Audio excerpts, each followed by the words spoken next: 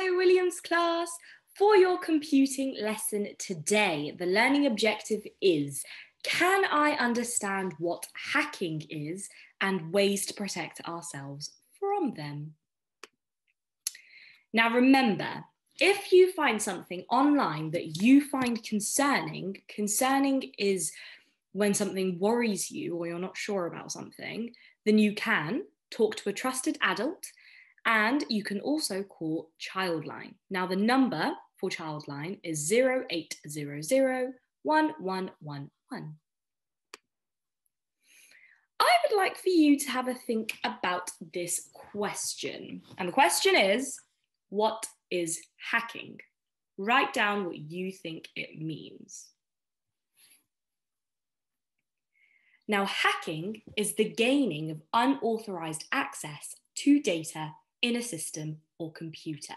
So what that means is, if you have hacked into a computer or any sort of system, it could be a tablet, it could be an iPad, it could be someone's account on a certain website.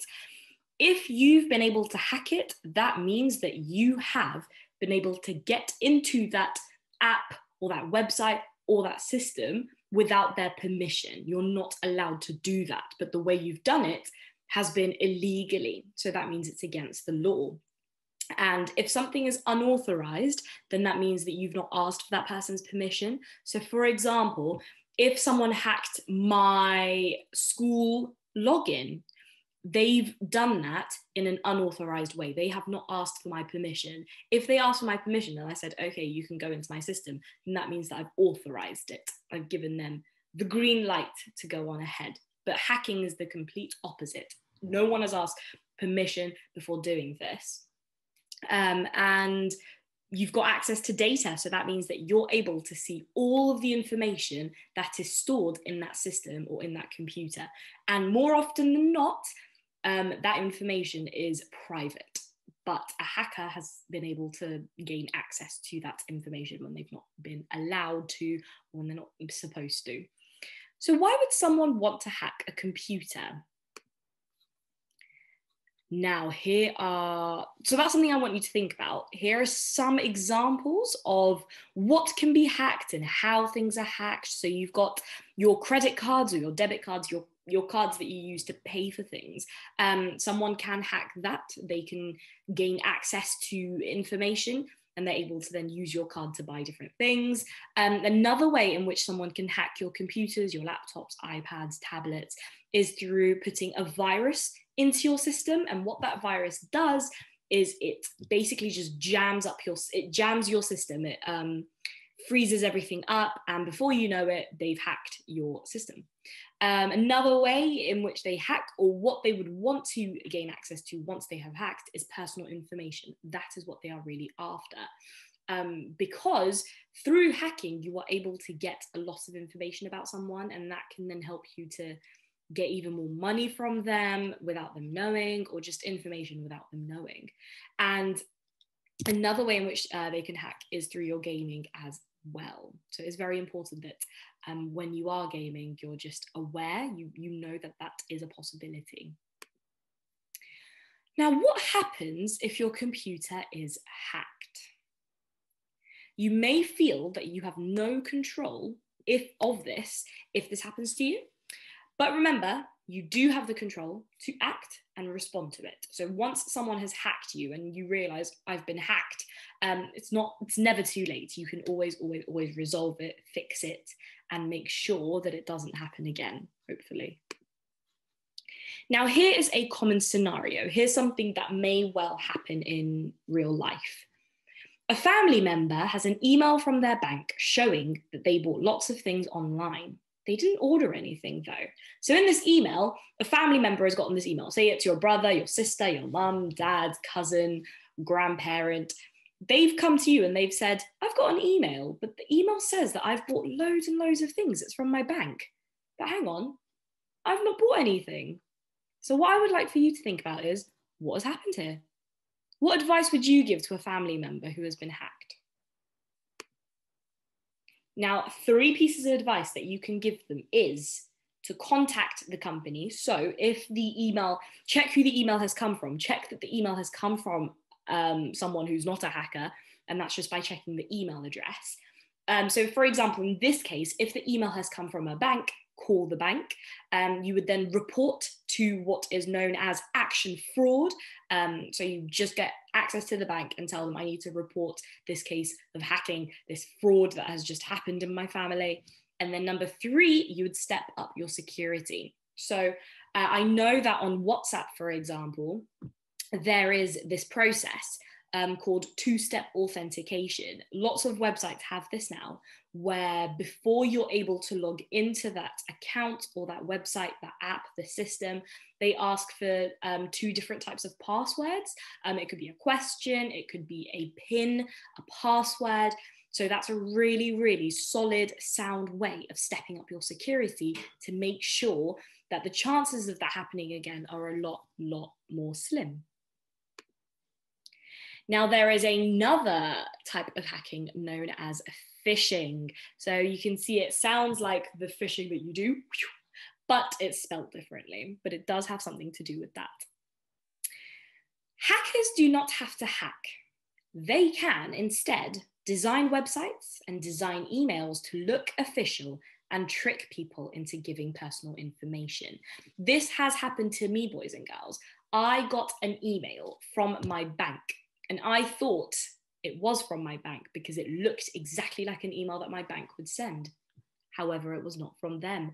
And I ended up giving my personal information in a panic, thinking, oh no, they really, really need my information. I really should give it now, or I don't want to be too late in doing so.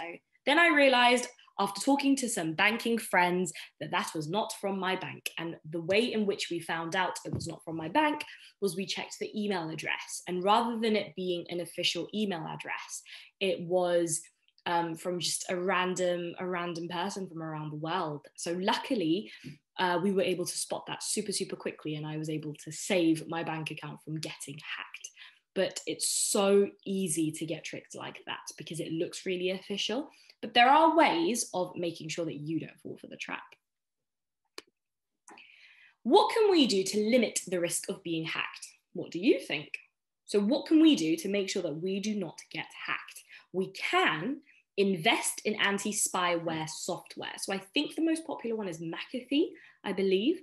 So you can install that into your laptops, into your computers, and that would then keep an eye on your device. So if something suspicious was to happen on your laptop or your computer, if something that isn't meant to be happening is happening and you're not aware of it, you haven't noticed it, this anti-spyware software would notice it. And so it would be able to tell you that there's some activity going on that you need to look at and stop. Another way in which you can reduce the risk of being hacked is by not opening emails from unknown sources. So this is an example of an email that is not that's not real. It's made by a hacker. It's made by someone who wants to get illegal access to all of your personal information. And look how terrifying this can be, because the email address looks okay. However, here are some signs to look out for. The number one thing that I would even advise you to do is to look at the email address. If the email address is not an address that you are familiar with, you've never seen it before, and it looks a little bit, you can tell when it does not look right, then delete that email. Do not open the links that are given to you where it says here, click here to view your message. Do not click on that. Look at the way that it's signed as well, fake signature. There are lots of different ways of figuring it out, but you really just have to keep your eyes and ears open in order to really see those little giveaways. Otherwise, it's far too easy to then give personal information like that to complete strangers, and worst of all, to strangers who actually don't want good for you. They want to make you feel bad because they've got all of your information that you didn't want anyone to have, because it's private and it should just be kept for you and your trusted family members. And lastly, do not use the same passwords. So if you have lots of different accounts, if you have a Times Table Rockstars account, if you have gaming accounts as well, do not have the same password for each account, because once a hacker has one password for one website and you've got the same password for every other website you use, they've then got access. They can then go onto every single website because all they have to do is just put in the same password. So big tip here, use a different password. And if you're wondering, how can I remember my passwords for the different websites? What I do is I write it down somewhere nice and safe where no one can see those passwords, but I can always see them if I need to. So that is a really good way to make sure that you are staying as careful as possible when you have your online accounts. Use different passwords, write them down somewhere where nobody else will be able to see those passwords, but where you can then go back and check what your passwords were. Now, your 3 challenges today. You are going to, challenge number 1, design a poster that shows how to protect against hackers. Challenge number 2, make a comic strip that shows how to protect against hackers. And then lastly, challenge number 3 is to create a protection plan. Now, 3 tips to designing your poster and also just thinking about hacking in general when it comes to online illegal activity. Think about it in 3 ways. There's the problem, there's the prevention, and there's the cure. So the problem, in what ways can personal information be stolen online? Prevention, how can you prevent people stealing your personal information? How can you stop someone else from getting information that you don't want them to get? And then there's the cure. What can you do if someone has stolen your personal information? So that's the solution. What is one way of making sure that if someone has done that to you, how can you fix it? How can you resolve it? Because remember, it is never too late. So those are your 3 challenges for today. And that is all for our computing lesson, boys and girls. Enjoy, stay safe online, and I'll see you really, really soon.